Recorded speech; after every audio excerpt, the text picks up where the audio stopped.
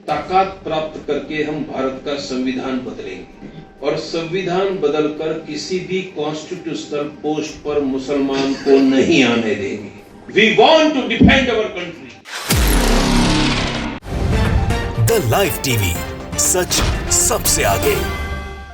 नमस्कार, the live TV आप देख रहे हैं। आपके साथ मैं हूं आदित्य कुमार। ये देश में क्या हो रहा है, अगर ये सवाल पूछे तो ये गलत नहीं होगा। दरअसल इस देश में जो नए भारत की रूपरेखा तैयार की गई है, उसमें मुसलमानों के प्रताड़ना के अलावा कुछ नहीं दिखाई दे रहा है। मोदी जी न्यू इंडिया की बात करते हैं, इसी न्यू इंडिया में बिल्किस बानो के दोषियों को रिहा कर दिया जाता है, उनको माला पहनाया जाता है, उनको संस्कारी बताया जाता है। इसी इंडिया में, इसी न्यू इंडिया इसलिए मैं कोट कर रहा हूं, इसी न्यू इंडिया में मुसलमानों को मारने पीटने की बात की जाती है, सरेआम गोली मारने तक की बात की जाती है। इसी न्यू इंडिया में पोस्टर चिपका दिए जाते हैं दिल्ली में कि देखिए, कोई मुसलमान को अपनी जमीन नहीं बेचेगा, नहीं रजिस्ट्री नहीं करने देंगे उसको हम। और इसी न्यू इंडिया में मुसलमानों को नौकरी ना देने की बात भी कही जा रही है। सीधे तौर पर कहा जा रहा है कि मुसलमानों को किसी संवैधानिक पद पर ना बिराजने दिया जाए।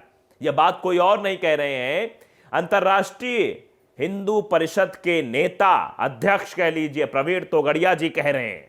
वो साहब पहले बाकायदे बात करते हैं कि कितने बच्चे पैदा करना चाहिए, कितने नहीं करना चाहिए, इस पे ज्ञान दिया। फिर अंततः आए कि मुसलमानों को जो है किसी भी संवैधानिक पद पर ना बैठने दिया जाए या फिर किसी भी नौकरी में ना सम्मिलित किया जाए। यह एक तरीके सीधे अल्पसंख्यकों के खिलाफ भड़काऊ भाषण देना है। क्या इस पर कार्रवाई होगी, यह अपने आप में बड़ा सवाल है। हम सब कुछ बात करेंगे, लेकिन जरा पहले वो वीडियो देख तो लीजिए, प्रवीण तोगड़िया जी को सुन तो लीजिए, समझ लीजिए कि इनके अंदर कितना जहर भरा हुआ है। सुनिए। ज्यादा बच्चे पैदा करने वालों को सरकारी अन्न नहीं, सरकारी हॉस्पिटल स्कूल में मुफ्त सेवा नहीं, बैंकों से लोन नहीं, सरकार की नौकरी नहीं और वोट डालने नहीं दिया जाएगा। एक ही कानून में 2 साल में पॉपुलेशन अनबैलेंस रुक जाएगा। ताकत प्राप्त करके हम भारत का संविधान बदलेंगे और संविधान बदलकर किसी भी कॉन्स्टिट्यूशनल पोस्ट पर मुसलमान को नहीं आने देंगे। We want to defend our country.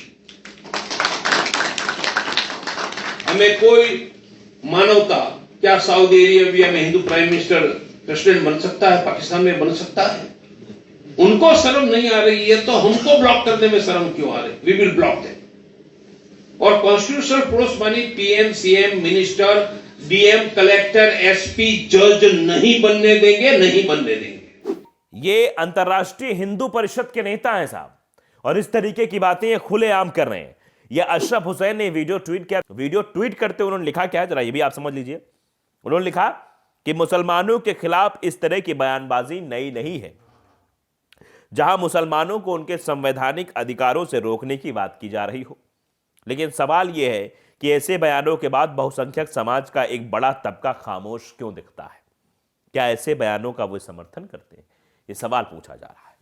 मतलब संवैधानिक अधिकारों का हनन करने की बात खुलेआम मंचों से की जा रही है कि मुसलमानों को संवैधानिक अधिकार ना दिया जाए, उनको संवैधानिक पद ना दिया जाए। ये सीधे तौर पर बात की जा रही है। हमने खबर आपको दिखाई किस तरीके से जो है ये कहा जा रहा है कि मुसलमान जो है वो कहीं जमीन नहीं खरीद सकते। दिल्ली के आपने इलाके में देखा कैसे पोस्टर चिपकाए गए हैं। वहां पर एक अधिवक्ता साहब, जो अपने आप को अधिवक्ता कहते हैं, वो इस तरह की टिप्पणी कर रहे हैं कि कोई भी जो है घर ना खरीद पाए, कोई मुसलमान घर ना खरीद पाए, क्योंकि हिंदू से घर खरीदेगा तो आसपास के लोग उसको रजिस्ट्री नहीं करने देंगे। इस तरीके की चीजें की जा रही हैं। अब अंदाजा लगाइए, सीधे तौर पर प्रवीण तोगड़िया साहब इस तरीके के बयान दे रहे हैं। ये सब दरअसल प्लानिंग है। ये 2024 की प्लानिंग हो सकती है। ये संविधान के दुश्मन हैं जो लोग इस तरीके की बात करते हैं। संविधान, लोकतंत्र, मर्यादा के खिलाफ ये लोग बातचीत करते हैं, मुसलमानों के खिलाफ टिप्पणी करते हैं। जबकि हमारा देश क्या कहता है? इस संविधान को इन लोगों ने नहीं पढ़ा है, न इन लोगों ने कानून को समझा है।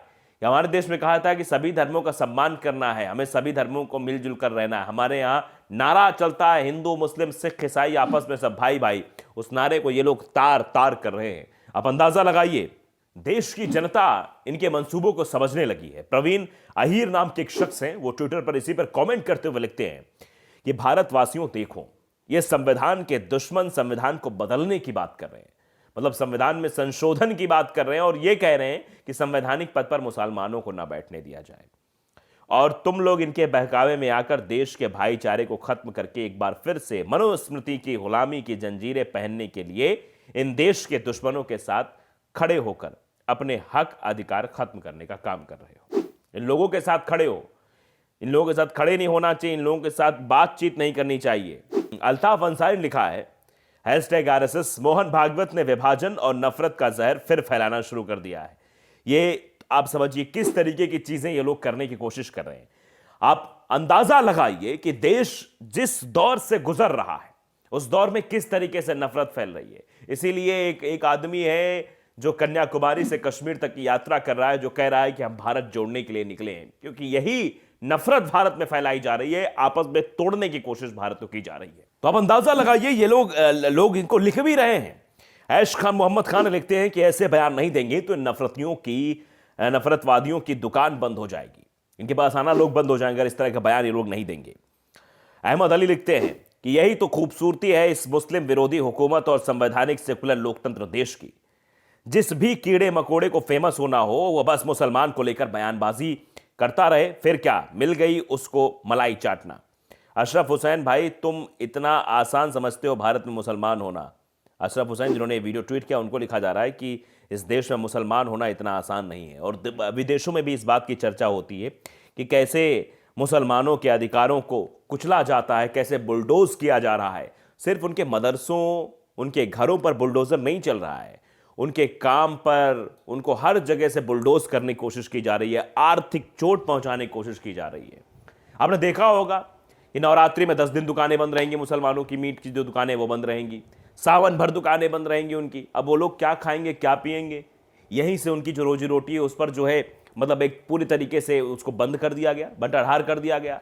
कर्नाटक में आपने देखा था, कर्नाटक में तो मतलब हाथ धो के पीछे पड़ गए थे, एक के बाद एक, कभी हिंदू जनजागृति मंच वाले, कभी बजरंग दल वाले, कभी विश्व हिंदू परिषद वाले, ये सब मिलकर एक प्रोपेगेंडा स्थापित करते थे, एक बातें करते थे कि अब ये नहीं करने देना मुसलमानों का फलों पर आधिपत्य हो गया है, मुसलमान ऑटो चला रहे हैं, मुसलमान दुकान खोल रहे हैं, मुसलमानों की दुकान सामान नहीं खरीदना है, हिंदुओं का मेला लगता है तो उसमें मुसलमान दुकान नहीं लगा सकते हैं, मंदिर के आसपास जो है मुसलमानों की कोई दुकानें नहीं हो सकती है। इस तरीके की पूरी ये प्रोपेगेंडा फैलाने की कोशिश की गई थी कर्नाटक में, और यही सब कुछ करने की कोशिश अब हो रही है देश में। किस तरीके से आप देखिए, किस तरीके से बयानबाजियां चल रही हैं, कैसे ये प्रवीण तोगड़िया साहब कह रहे हैं कि देखिए मुसलमानों को संवैधानिक पदों पर नहीं बैठने देना चाहिए। इस तरीके से सीधे तौर पर कहा जा रहा है कि संविधान में संशोधन करना चाहिए, फलाना ढिमकाना करना चाहिए। अब बताइए जरा कहां से सही है ये? पूरी तरीके से मुसलमानों को टारगेट किया जा रहा है। खबरें भी जो बनती हैं वो हिंदू मुसलमान उसमें दिखाया जाता है। राहुल गांधी भी ने कहा कि ये मीडिया वाले क्या काम करते हैं, दिन भर हिंदू मुसलमान करने की कोशिश करते हैं। और देखिए आप, ये नए नए जिहाद निकलकर, चूड़ी जिहाद, ये फलाना जिहाद, ये सब जिहाद निकालकर शब्दों का इस्तेमाल किया जा रहा है। ये सिर्फ और सिर्फ मुसलमानों के खिलाफ एक साजिश है, एक राजनीतिक पार्टी को चुनाव जिताने की एक साजिश है। इसीलिए ये सब कुछ हो रहा है, इसीलिए बिल्किस बानो के दोषियों को रिहा किया जाता है, इसीलिए बीजेपी का विधायक बिल्किस बानो के दोषियों को, जिसने 5 महीने गर्भवती महिला के साथ बलात्कार किया हो, मिलकर सामूहिक बलात्कार किया हो, उसको संस्कारी बीजेपी के विधायक ही बताते हैं। तो हम अंदाजा लगाइए यही न्यू इंडिया है शायद, जिस न्यू इंडिया की बात प्रधानमंत्री नरेंद्र मोदी जी कर रहे हैं। द लाइव टीवी को अगर आपने सब्सक्राइब नहीं किया, सब्सक्राइब जरूर करिए, बेल आइकन दबाइए ताकि सच खबर आप तक पहुंचती रहे। नमस्कार। द लाइव टीवी, सच सबसे आगे।